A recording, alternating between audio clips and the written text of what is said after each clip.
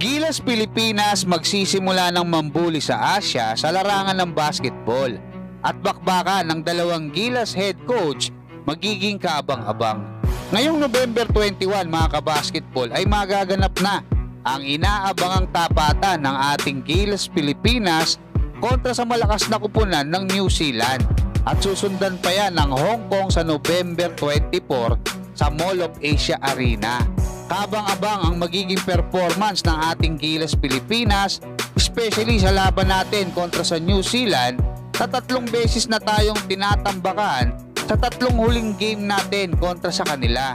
At mukhang mag-iiba na ngayon ang ihip ng hangin mga kabasketball dahil kung pag-aaralang mabuti sa kasalukuyan itong line-up at lakas ng ating Gilas Pilipinas at netong New Zealand Tall Blacks, masasabi ko na mas malakas ngayon ang ating national team pagdating sa line-up mga kabasketball, especially pagdating sa mga big man.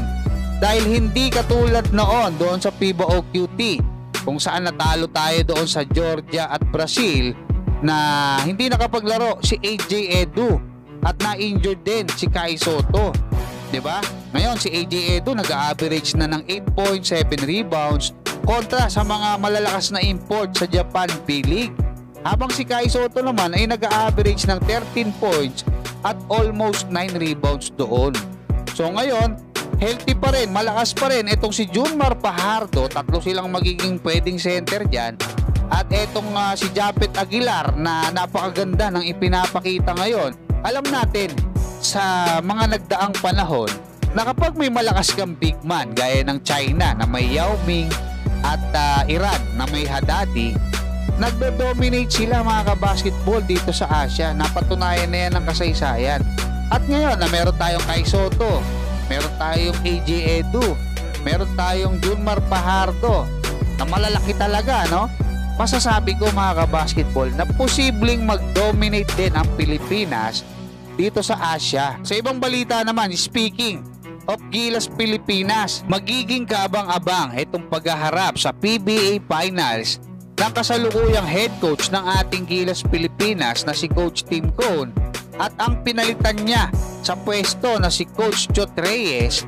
Kasi alam niyo naman mga kabasketball, matatandaan na marami sa mga Pinoy basketball fans ang nag-request na mapalitan si Coach Chot Reyes sa ating Gilas Pilipinas dahil hindi masyadong naging maganda yung performance na naipakita ng Gilas Pilipinas sa pamumuno ni Coach Chot Reyes.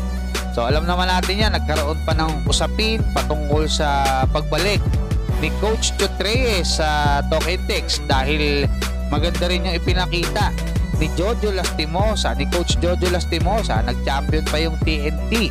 Pero dahil na papasok ulit ni Coach Chot Reyes dito nga sa PBA Finals ang Talk and Text, masasabi ko naman na talagang may ibubuga pa rin si Coach Chot Reyes pagdating sa PBA.